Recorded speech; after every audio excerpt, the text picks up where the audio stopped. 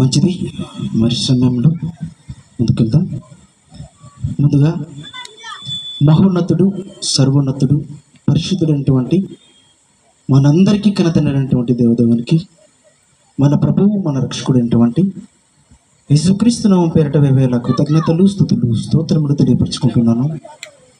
అలాగే స్టేజ్ మీద అలంకరించినటువంటి మరి దైవజనులు, పెద్దలు, అలాగే కీబోర్డ్ వాయిస్ అటువంటి సహోదరులకు, అలాగే కెమెరా మ్యాన్ బ్రదర్కి, కూడి చేరి వచ్చినటువంటి మీ అందరికీ కూడా అదే క్రీస్తు నామంలో వందనాలు, శుభములు తెలియపరుచుకుంటూ ఉన్నాను. మంచిది. నేరుగా మనము ఒక పాఠ్యాంశాన్ని పెట్టి మనం ప్రయాణం చేస్తున్నాము కాబట్టి జాగ్రత్తగా మనం ఆలోచించేద్దాం. ప్రియమంటే అనుకున్నారా?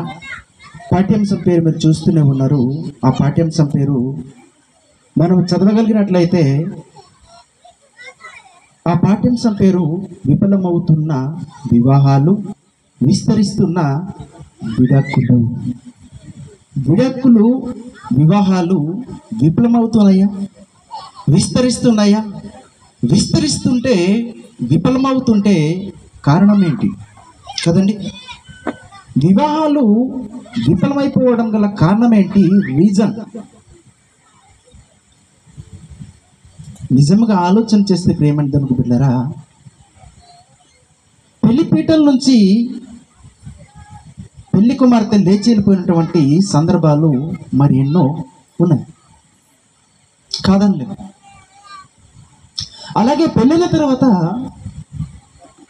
2-3 రోజులు ఉండి లేదా వారం ఉండి పెళ్ళిన తర్వాత అదే నైట్ వేరొకరితో లేచిపోయినటువంటి సందర్భాలు కూడా లేకపోలేదు.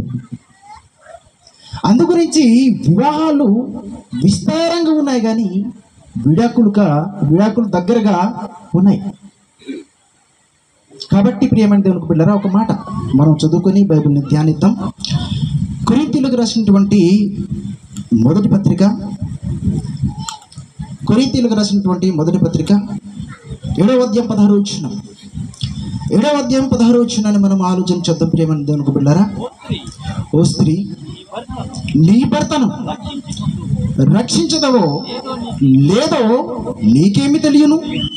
ఓ పురుషుడా నీ భార్యను రక్షించదవో లేదో నీకేమి తెలియను? ప్రశ్నలు ప్రియమైన దేవునికి బిడ్డలారా. స్త్రీ నీ భర్తని రక్షించదవో లేదో నీకేమి తెలియను? ఓ పురుషుడా నీ భార్యను రక్షించదవో లేదో నీకేమి తెలియను?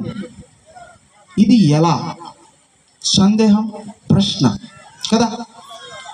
ఇది ఎలా అని ఆలోచన చేస్తే ప్రియమైన దేవునికి బిడ్డలారా, ఈరోజు భార్యాభర్తలుగా చాలా మందిలో విస్తారంగా వివాహాలు చేసుకుంటూ తొందరగా విడాకులు పెట్టుకుంటున్నటువంటి కుటుంబాలు కొక్కోలలుగా ఉన్నాయి. అందుకే ఓ స్త్రీ నీ భర్తను ఎలా కాపాడుకుంటావు? పురుషుడా నీవైతే ఎలా కాపాడుకుంటావు నీ భార్యను? ఎలా కాపాడుకోవాలి? మరి ఎలా కాపాడుకోవాలి అని ఆలోచన చేస్తే చాలామందికి ఇప్పటికే మనసులో కథలు ఉంటుంది, హృదయం నుంచి బయటకు వచ్చి ఉంటుంది, నోటి నుంచి బయటపడమే ఉంది. ఎలా కాపాడుకోవాలి భార్యని, ఎలా కాపాడుకోవాలి భర్తని అని ఆలోచన చేస్తే దేంతో కాపాడుకోవాలి? దేంతో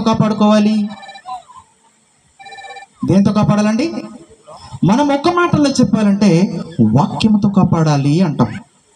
దానికి ముందు ఒకటి ఉంది చూడండి, దానికి ముందు ఒకటి ఉంది.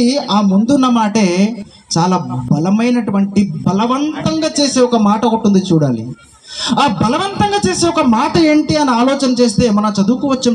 చూసారా? పరమగీతంలో ఉన్నటువంటి సొలొమోను గారు రచించినటువంటి పరమగీతంలో 8వ అధ్యాయము 6వ వచనంలో మనం చదువుకోవచ్చేమో, అది మరణమంతా బలవంతము చేయుచున్నది. అది ఏంటి అని ఆలోచన చేద్దాం. మరణమంతా బలవంతం చేయుచున్నది ఏమైనా ఉందా కదా? ఏమైనా దొరుకుతుందా అని ఆలోచన చేస్తే అది 2 అక్షరాలతో కూడినటువంటి పదం. ఎవరైనా చెప్పగలరా? చేతులు ఎత్తారా? నేను చెప్తాను బ్రదర్, నా ఉన్నారా? స్టేజ్ మీద వాళ్ళు చెప్పారు, ఓకే. స్టేజ్ కింద వాళ్ళు చెప్పగలరా? రెండు అక్షరాలు కలిసి ఉంటాయి, దగ్గర ఉంటాయి, ఎన్నటికి విడిపోవడానికి ఛాన్స్ లేవు వాటికి. ఏ పదం?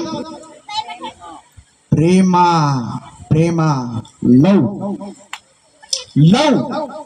భార్య భర్తల మధ్య లవ్ అనేది లేకపోతే గనక ఏమైపోతుందా అని ఆలోచన చేస్తే, ఓ స్త్రీ నీ భర్తని ఎలా రక్షించుకుంటావంటే ప్రేమ లేకపోతే రక్షించుకోవడానికి చాలా కష్టం. ప్రియమైన దేవునికి బిడ్డలారా, చాలా కష్టం. ప్రేమ లేకుండా భర్తని కాపాడుకుంటాననుకుంటే చాలా కష్టం. చాలా పైరైపోతుంటాం మనం, తెలుసా? ఒక చిన్నది మన కంటికి మన చెవికి వినిపిస్తే, భార్యకు కానీ భర్తకు కానీ వినిపిస్తే తక్కువని అగ్గి బగ్గుమన్నట్టు మాట్లాడుతుంటాం, తెలుసానండి? ప్రియమైన దేవునికి బిడ్డలారా, ఎందుకు ఇలా చేసావు? నేను ఇంటికి ఉండటం వేస్ట్, నీతో గడపటం వేస్ట్, లైఫ్ ఎందుకు అనుకుని విడాకులు ఇచ్చి వెళ్ళిపోతున్నారు. ప్రియమైన దేవునికి బిడ్డలారా, ఒకసారి కూర్చొని నాయనా, అయ్యా, భర్త గారిని భార్య ఎలా పిలవాలి తెలుసా? అయ్యగారు కూర్చోండి, రండి కూర్చోండి, ఎదురుగా కూర్చొని ఏం మాట్లాడుకోవాలో తెలుసానండి? ఏం చెప్పుకోవాలో తెలుసానండి? ప్రేమతో. ఎందుకు నాయనా ఇలా చేసావు? ఎందుకయ్యా ఇంత పని చేసావు?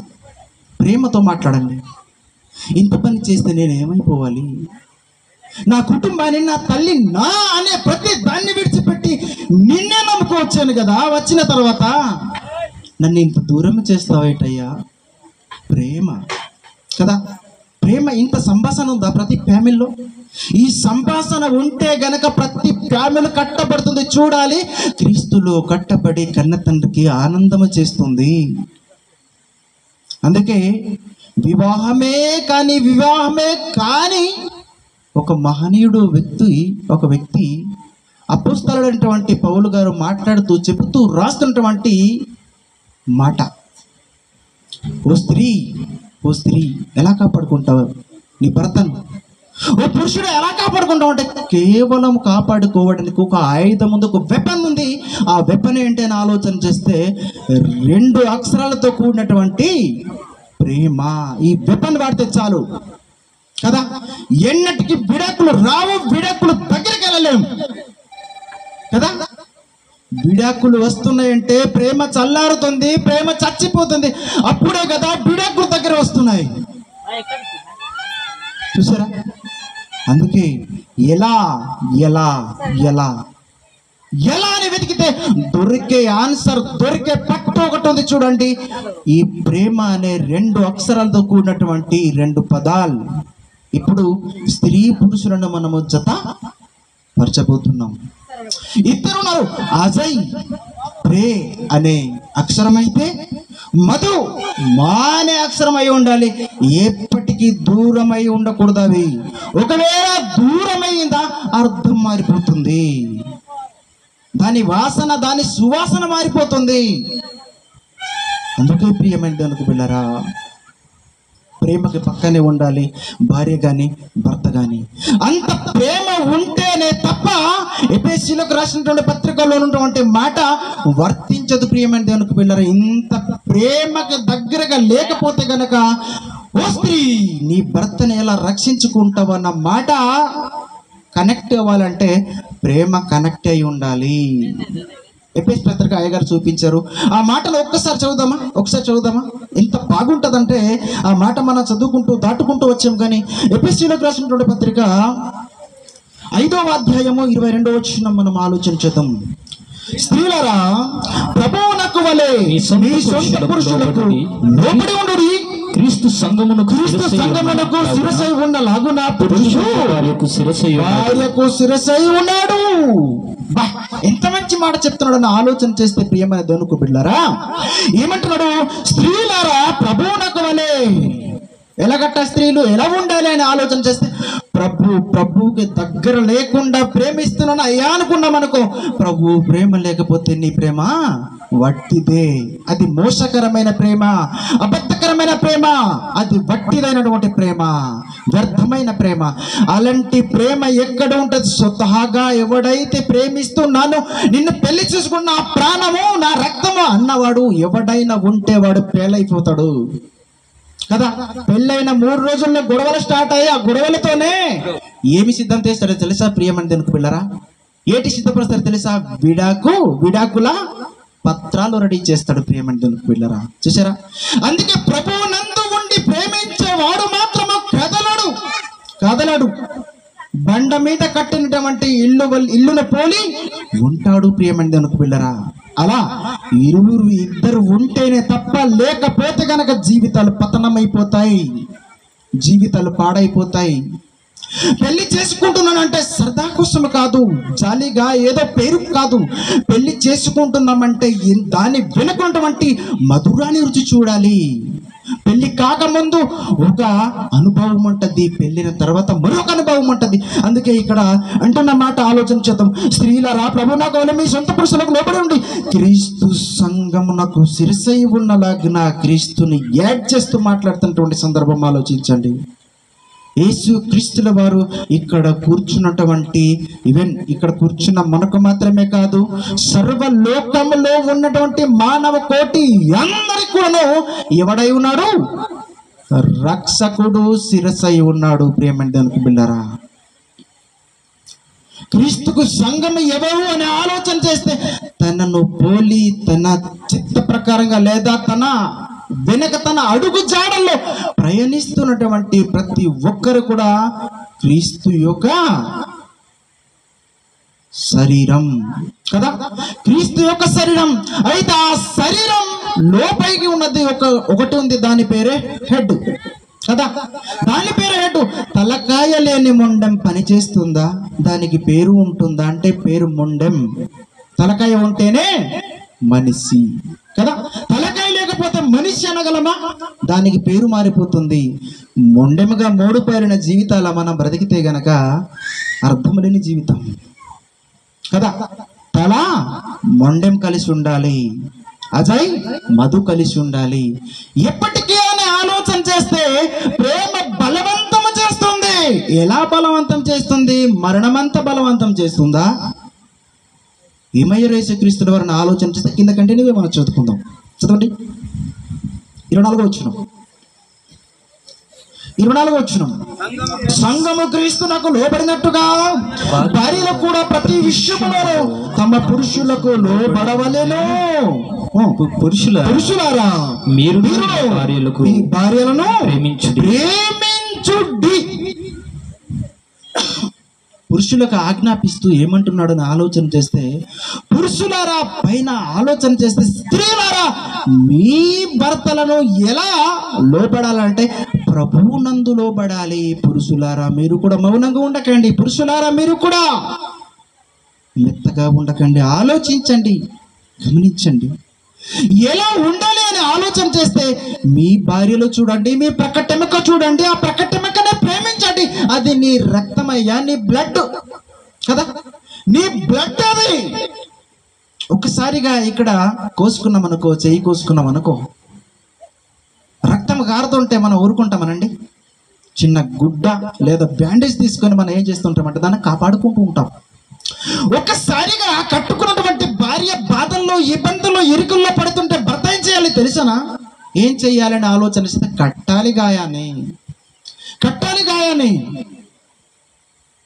ఒకవేళ పెళ్లి చేసుకున్న తర్వాత వయసు ముదిరి ఏమవుతుంది అని ఆలోచన చేస్తే ముడతలు, మడతలు అన్నీ వస్తాయి. అరవంటారా? మనిషి కాబట్టి వస్తాయి. పురుషులకు తొందరగా వయసు అనేది కరగదు. పురుషులకు కరగదు తొందరగా. స్త్రీలకు తొందర కరిగిపోతుంది. కరిగిపోతున్నది చూస్తాడు. ఏం చేస్తాడు? ఇంకా ఆలోచన వచ్చేస్తుంటది, ఎందుకురా బాబు వయసులో చేసుకున్నాం, నేను ఇంకా చిన్నవాడినే ఉన్నాను కదా. అలాంటి మాట ఎన్నటికి రాకూడదు. ఇక్కడ ఉన్నటువంటి మనకు కానీ పీటల మీద కూర్చున్నటువంటి పెళ్లి కొడుకు, పెళ్లి కూతురు కూడా ఎప్పుడు రాకూడదు. ప్రేమించుకున్నారా ఓకే, లవ్ చేసుకున్నారా ఓకే, ఆ లవ్ ఎప్పటిదాకా ఉండాలని ఆలోచన చేస్తే మరణమంతా బలవంతం చేస్తున్నది లవ్ అంటే. చచ్చే వరకు దేహము విడిపోతేనే తప్ప నేను వీడితను, ఇంకా వీడను నిబంధన కదా. ఈ శరీరము దూరం అయితేనే నిన్ను దూరం అవుతాను, కానీ అంతకు మించి దూరం అవ్వటానికి నో ఛాన్స్. భార్యకి హామీ ఇస్తూ మాట్లాడే భర్త ఎవడైనా ఉన్నాడాడు? నిజమైనటువంటి దమ్మునటువంటి మొనగాడు కదా. అంతటి మొనగాడు భూమి మీద బ్రతుకుతుంటే ఆకాశము నుంచి కన్ను తేరి చూచి కన్న తండ్రి ఆనందపడుతుంటే నా పిల్లలు కలకలలాడుతున్నారు. ఇదిగో ఒక ద్రాక్ష చెట్టును చూసినంత ఆనందం ఉంది, ఒక ఒలివ చెట్టుని చూసినంత ఆనందంగా ఉంది. ఎంత ఫలిస్తుంటే తండ్రి సంతోషిస్తున్నాడు కదా. ఫ్యామిలీ కూడా సంతోషిస్తుంది ప్రియమైన దానికి బిడ్డారా. ఫ్యామిలీ చాలా సంతోషిస్తుంది. రైట్, ఇంకా కిందకి చదువుదామా, బాగుంటుంది. అటువలే క్రీస్తు కూడా సంఘమును ప్రేమించి అది కలంకమైన మూడుతైనను అట్టిది మరి ఏదైనను లేక పరిశుద్ధమైనదిగా నిర్దోషమైనదిగాను మహిమ గల సంఘముగాను ఆయన తన ఎదుట దానిని నిలబెట్టుకొనవలని వాక్యముతో ఉతక స్నానం చేత బాగు చేసుకుంటాడు. ఇప్పుడు చూడండి, దేనితో ముందు వాక్యానికి ముందు ఏటి కావాలంటే ఈ సర్వ భూమి మండలం మీద ఉన్నటువంటి మానవ కోటి చెడిపోయింది, పాడైపోతే ముందు ప్రేమ అనే కొరడ జులిపించాలి. అది క్రీస్తు ఒక తండ్రి ఇచ్చినటువంటి బాధ్యత. ప్రేమ అనే తాను జులిపించినటువంటి కొరడ ఒకటి ఉంది చూడండి, ఆ కొరడ జులిపించాడు. మరణమైన సిద్ధం, నేను చస్తేనే నా వెనకలు ఉన్నటువంటి తమ్ముళ్ళు నా చెల్లెలు ఒక మెట్టు ఎక్కగలరు. అలాంటి మైండ్ సెట్ ఉందా భర్తకు? ఉందా? భార్య చెడిపోతుంటే డైరెక్ట్ స్పీచ్ చేయకూడదు. ఒకవేళ డైరెక్ట్ స్పీచ్ చేసామనుకో విడిచిపెట్టేస్తుంది, విడాకులు ఇచ్చేస్తుంది ఏమో, జాగ్రత్త కదా. డైరెక్ట్ స్పీచ్ చేయకూడదు. మెల్లమెల్లగా దగ్గరెళ్ళి మాట్లాడాలి, చెప్పాలి, ప్రేమతో వారిని నచ్చజెప్పాలి కదా. అంటే నిజముగా ప్రేమిస్తున్న వాడైతే అది కలంకమైనను మూడుతైనను మరి అట్టిది ఏదైనా అంటే ఒకసారి ఆలోచించండి. కట్టుకున్నటువంటి భార్య ఏదో తెలుసో తెలియని వయసులో పెద్ద వయసు దాన్ని చేసేసుకున్నాయి. ఇప్పుడు నాకు ఇంకా వయసు మిగిలి ఉంది, ఏం చెయ్యాలి? కాపాడుకో మరి. మొదటి మాట వినలేదా కదా. ఓ స్త్రీ, నీ భర్తని ఎలా రక్షించుకుంటావు? పురుషుడా, నీ భార్యని ఎలా రక్షించుకుంటావు? మాట వినలేదా? చదవలేదా? చదువుంటే ఆగు, కంట్రోల్ చేసుకో కదా. చదువుంటే కంట్రోల్ చేసుకో, జీవితం బాగుంటుంది. ఇరుగు పొరుగు వారు కుటుంబాన్ని చూసి చీ అనేటట్లు బ్రతకూడదు భూమి మీద. ఎందుకు జీవితం అలాగనుకుంటే ఎందుకు జీవితం? ఇరుగు పొరుగు వాళ్ళు చూస్తుండగా ఫ్యామిలీల గురించి తెలిసా ఉంటే ఇలాంటి ఫ్యామిలీ కావాలి, ప్యూర్ ఫ్యామిలీ కదా. ప్యూర్ ఫ్యామిలీ అంటే డబ్బు, ఆస్తి, ధనం ఉంటే అనుకుంటా మనం, అది లేకపోయినా దీనిని ఎల్ల వేళలో ధ్యానించే కుటుంబంగా ఉంటే అది ప్యూర్ ఫ్యామిలీ కదా. అలాంటి ఫ్యామిలీ మనం అయి ఉండాలి. అలాంటి ఫ్యామిలీ అవ్వాలంటే వాక్యము పక్కనే పడి ఉండాలి కదా. ఎలాంటిదైనా బాగు చేసుకోవాలి. అమ్మా చెడిపోతున్నావు, ఇలా పాడైపోతున్నావు ఎందుకు అని నువ్వు గట్టిగా నొక్కి అడగవలసిన పని ఏమి లేదు. ప్రేమతో అడగాలి. ప్రేమ దేవునికి బిడ్డలారా. రైట్, ఇంకా కిందకి చదువుతాం, బాగుంటుంది. 28వ అటువలే పురుషుడు కూడా తన సొంత శరీరం వల్లే తన భార్యను బద్ధులై ఉన్నారు. తన భార్యను ప్రేమించువాడు తన్ను ప్రేమించు కొనుచున్నాడు. భార్యను ప్రేమిస్తున్నాడంటే ఒక లెక్క ఉంది. ఆ లెక్కే తన భార్యను ప్రేమించేవాడు అనే లెక్క. తన్ను ప్రేమించుకుంటున్నవాడు ఎవడైనా ఉంటే తనను వల్ల ఎందుకు ప్రేమించుకోలేడు? ఈ ప్రేమ అనే పదం లేకపోతే ఏమవుతుంది? వివాహము ఖచ్చితంగా విఫలమైపోతుంది. విఫలము కాకుండా ఉండాలంటే ఖచ్చితంగా ప్రేమించాలి. ప్రేమను ఇరువురు పంచుకోవాలి. ప్రేమని దానికి బిడ్డలారా, పంచుకోకుండా ఉంటే కనుక చాలా పొరపాట్లు దగ్గరలో ఉన్నాయి. కొరింథీయులకు రాసినటువంటి మొదటి పత్రిక 13వ అధ్యాయము 4 నుంచి 13 వచనాల వరకు చక్కగా ఉంటుంది. 13వ అధ్యాయము 4 నుంచి మనం చదువుకుందాం. ప్రేమ ఎంత మంచిదో, ఎలా ప్రవర్తించదో, ఎలా ప్రవర్తిస్తుందో ప్రేమ. ఒక్కొక్కసారి మనం మారిపోతుంటామో తెలుసానండి. భార్య పెట్టో భర్తని పెట్టో మనం మారిపోతుంటాం. మారని ప్రేమ గురించి చదువుతాం. 4వ వచనం చూడండి. ప్రేమ దీర్ఘకాలము సహించును, దయచూపును. ప్రేమ మత్సరపడదు, ప్రేమ డమ్ముగా ప్రవర్తింపదు, అది ఉప్పొంగదు, మర్యాదగా నడవదు, స్వప్రయోజనమును విచారించుకొనదు, త్వరగా కోపపడదు, అపకారమును మనసులో ఉంచుకొనదు. ప్రేమ ఏమి చేస్తుంది అని ఆలోచన చేస్తే ఉపకారమే చేస్తుంది కానీ ప్రేమ అపకారాన్ని చెయ్యదు.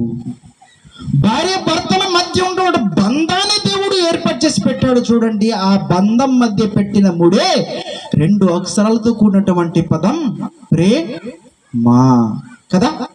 ప్రేమ ఇది లవ్. చాలా మంది ఏం చేస్తారంటే పిల్లల కనక ముందు చూపించే ఒక ప్రేమ ఉంటుంది, పిల్లల కన్న తర్వాత చూపించే మరో ప్రేమ ఉంటుంది. పిల్లల కన్న తర్వాత చాలా దూరంగా అయిపోతుంటారు, పిల్లల కనక ముందు దగ్గరలో ఉంటారు. ఏమైంది? ప్రేమ ఏమైందని ఆలోచన చేస్తే కరిగిపోయింది. ఇదా దేవుని చిత్తం?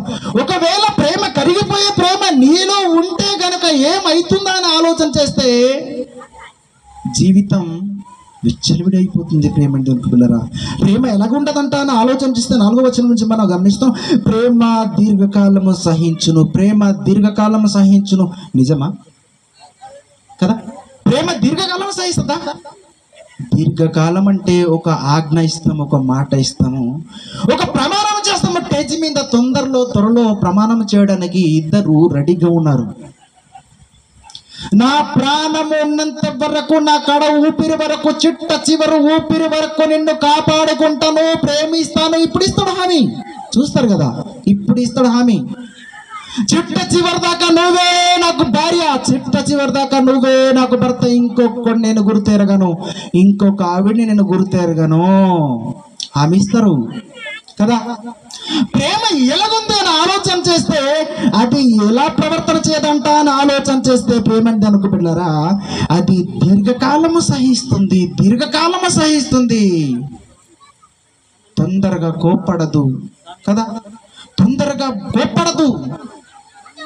రైట్. ఇంకా కిందకి చదువుతాం. 5వ వచనం ఆలోచన చూద్దాం. 6వ వచనం. దుర్నీతి విషయమే సంతోషపడక సత్యమునందు సంతోషించును. దుర్నీతి అంటే దుర్నీతి పొరపాటున ఎంటర్ అయిందంటే ప్రేమ అనే పదం చచ్చిపోయింది. ఇది చల్లగా మారిపోయింది, వేడిగా లేదు అది కదా. దుర్నీతి వచ్చిందా అది పాడు చేసేస్తుంది, కుటుంబాన్ని చిన్న భిన్నంగా చేసి ముక్కలు చెక్కలుగా చేసి ఏ మూలకో పడేసేస్తుంది, ఇంకంతే కదా. గట్టిగా ఆలోచన చేస్తే బాగా సిగ్గున్నవాడైతే ఏం చేయాలి తెలుసా? ముఖం ఎత్తలేడు ప్రియమని అనుకున్నారా? చూసారా? రైట్. ఇంకా కింద 7వ వచనం చూద్దాం. ప్రేమ అన్నిటికీ తాళును, అన్నిటినీ నమ్మును. ప్రేమ అన్నిటినీ ఓర్చుకుంటుంది, అన్నిటినీ నమ్ముతుంది అంటే దేని నమ్ముతుంది? నా భర్త అలాంటి వాడు కాదమ్మా, నా భర్త అలాంటి వాడు కాదు, నా భార్య అలాంటిది కాదమ్మా, నా భార్య అలాంటిది కాదు. ఎంత తప్పులు చేసినా, కళ్ళకు కనిపించినా కూడా నమ్మదు. నేను చూస్తేనే తప్ప. దట్ ఈజ్ రియల్ లవ్ కదండి, నిజమైన ప్రేమ అది. అలాంటి రియల్ ప్రేమ భార్య భర్తల మధ్య వెలుగుతుంటే ఎంత బాగుంటదంటే, నిజంగా ఆలోచన చేస్తే ప్రేమ తొందరగా కోపడదు, తొందరగా డిసిషన్ తీసుకోదండి. ఆలోచిస్తుంది, టైం తీసుకుంటది. కోపం అనుకో, క్రోధం అనుకో, కక్ష అనుకో, తొందరగా డిసిషన్. దొరికిందిరా, నేను ఎప్పటి నుంచో వెయిటింగ్ చేస్తుండేను, దొరికాడు ఎప్పటి నుంచో వెయిటింగ్ చేస్తుండేను కదా. అది ప్రేమ కాదది, కక్షతో కూడినటువంటి కఠోరమైనటువంటి హృదయం అది. ఇంకా 8వ వచనం. ప్రేమ శాశ్వత కాలముండును, ప్రవచనములైనను నిరర్ధకమగును, భాషలైనను నిలిచిపోవును, జ్ఞానమైనను నిరర్ధకమగును.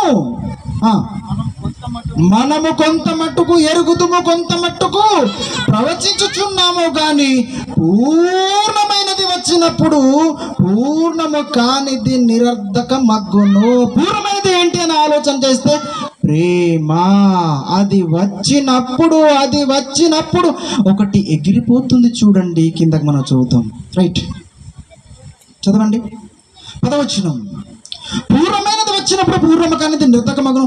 నేను పిల్లవాణ్ణై ఉన్నప్పుడు పిల్లవాని వలె మాట్లాడుతుని, పిల్లవాని వలె తలంచి తిని, పిల్లవాని వలె యోచించి తిని.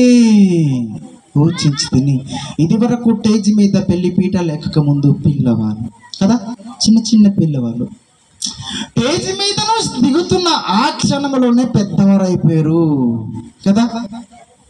కుటుంబ యజమానుడు అయిపోయారు కాబట్టి పిల్లవాడిని చేష్టాలు మానుకోవాలి. ప్రియమైన దేవుని పిల్లరా, నేను పెద్దవాణ్ణయ్యాను, తాలిబొట్టు మెడలో పడ్డదా ఏమనుకోవాలి? లేడీస్ కదా, తాలిబొట్టు మెడలో పడిన తర్వాత ఏమనుకోవాలని ఆలోచన. నేను పెద్ద అయ్యాను, పెద్ద బుద్ధులే నేర్చుకోవాలి. నేను పెద్దవాణ్ణయ్యాను, పెద్దవాళ్ళే భలే ఉండాలి కదా, అలా ఆలోచించాలి. స్త్రీలు అయితే పురుషుడు నేను ఒక స్త్రీ యొక్క మెడ మీద తాలిబొట్టును తగిలించాను కాబట్టి నేను పెద్దవాడయ్యాను కదా. ఒకప్పుడు తండ్రిని నాన్నగారిని ఆధారపడే ఒక కుమారుడు వెళ్ళిన తర్వాత ప్రతిసారి ఆధారపడడానికి లేదు కదా. ఏమంటాడు అని ఆలోచన చేస్తే ఒక మాట ఉంది. తండ్రి ఒక మాట అంటాడు, ఇప్పుడు దాకా నా కాలు మీద నిలబడ్డావురా బిడ్డ, నా కాలు మీద నిలబడి బతికేసావు, నేను ఏదిస్తే అది. కానీ ఇప్పటి నుంచి మాత్రం నీవు ఒక్కటి కాదు, నీవు ఇద్దరై ఉన్నావు కాబట్టి బాధ్యతలు ఎక్కువయ్యాయి కాబట్టి నీ కాలు మీద నీవు నిలబడాలిరా అంటాడు కదా. ఇప్పుడు ఏమైందని ఆలోచన చేస్తే వర్షన్ మారింది కదా, ప్రాసెస్ మారింది కాబట్టి పిల్లవాని వల్లే ప్రవర్తించడానికి, క్యారెక్టర్ చూపించడానికి లేదు ఇంకా. ప్రియమైన దానికి వెళ్ళారా, ఎక్కువ అయిపోయిన టైం ఒక మాట చూపించి ముగించేస్తాం. పరమగీతము చదివినటువంటి లేఖనం ఒకసారి చదివించేసి ముగించేస్తాను. 8వ అధ్యాయము 6వ వచనం చదవండి ఒకసారి మాట. ప్రేమ మరణమంతా బలవంతమైనది, ఈర్ష్య పాతాళమంత కఠోరమైనది. దేన్ని ఎంచుకుందాం మనం ఇప్పుడు? ప్రేమనా ఈర్ష్యనా? ఈర్ష్య పాతాళాన్ని తీసుకెళ్తుంది, ప్రేమ మరణమంత బలవంతముగా చేస్తుంది. అయితే ప్రేమ ఉండబెట్టి మరణించినటువంటి ఒక వ్యక్తి ఉన్నాడు చూడండి, ఆయనే మన అందరికీ విమోచకుడు, రక్షకుడు, ఆయనే యేసుక్రీస్తు. ఆయన సంఘానికి హెడ్, భర్త, శిరస్సు కదా, శిరస్సు. ఇప్పుడు భార్య కోసం నీ ప్రాణం ధారపోస్తావా అడుగుతున్నాను కదా. భార్య కోసం నీ ప్రాణం ధారపోస్తామంటే, భార్య ఒకవేళ ప్రాబ్లంలో ఉంది, చాలా కష్టతరంలో ఉంది, వెనక తరుముకుంటూ వస్తున్నారు, ఎవరో భార్యని విడిచిపెట్టి పారిపోయినటువంటి భర్తలు ఉన్నారు, చాలా మంది ఉన్నారు. కాపాడుకోవాలి నా రక్త బుడ్డు చివరి దాకా నేను కాపాడుకోవాలి నా భార్యని అన్న నిలబడి పోరాటం చేసినటువంటి భర్తలు ఉంటే దేవునికి స్తోత్రం. మంచిది. మరి సమయం ఎక్కువ అయ్యింది, చాలా చెప్పవలసిన సంగతులు ఉన్నప్పటికీ సమయం వల్ల నేను ముగించడం జరుగుతుంది. కాబట్టి విన్నటువంటి మీ అందరికీ మరొకసారి వందనాలు, ధన్యవాదాలు తెలియపరచుకుంటూ ముగించుకుంటాను. మంచిది.